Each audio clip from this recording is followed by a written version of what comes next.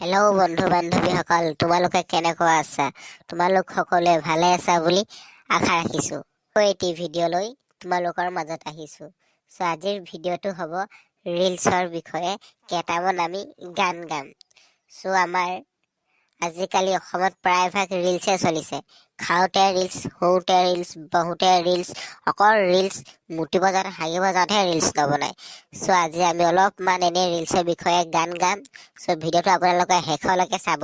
আৰু ভিডিঅ' যদি চাই ভাল লাগে তেনেহ'লে লাইক, কমেণ্ট, শ্বেয়াৰ আৰু ছাবস্ক্ৰাইব কৰিবলৈ নাপাহৰিব। ব'লক তেনেহ'লে আমি ভিডিঅ'টো আৰম্ভ কৰোঁ। ওপৰত অসমৰ জনসাধাৰণৰ ৰিলছৰ ওপৰত, ইনষ্টাগ্ৰামত বনোৱা ৰিলছৰ ওপৰত।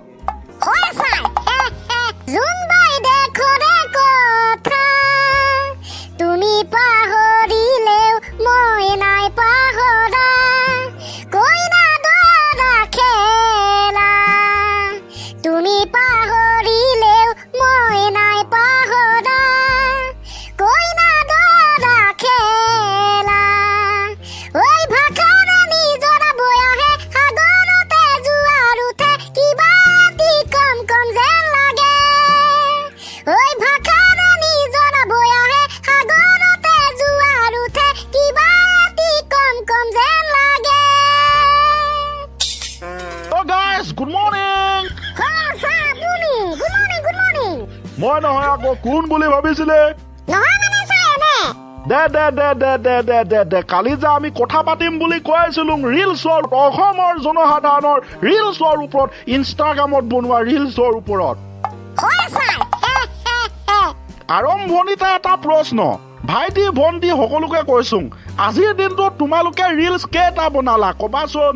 যদিও ছাৰ আমি দাঁত নিকটা হাঁহি আছো, মাস্ক লৈ এইটো হৈছে দুখৰ বিষয় যে জীৱনত আমি কোনোদিন কোনো এটা ৰিলছ বনাই পোৱা নাই। আনফালে আমাৰ ককাইদেউ, বাইদেউ, ভাইটি ভণ্টি, বন্ধু বান্ধৱতে ৰিলছ বনাই ইনষ্টাগ্ৰাম ফালি আছে। ৰিলছৰ বিষয়ে নকলে হ'ব, কেনেকুৱা ধৰণৰ ৰিলছ লাগে সকলো পাব। সেয়া আমাৰ ৰাইজে জ্ঞাত, মানে জানে। গতিকে অসমত যে দিনক দিনে এই ৰিলছৰ পৰিমাণ বাঢ়ি বাঢ়ি গৈ আছে, সেইটো আকৌ কেনেকুৱা ধৰণৰ প্ৰশ্ন?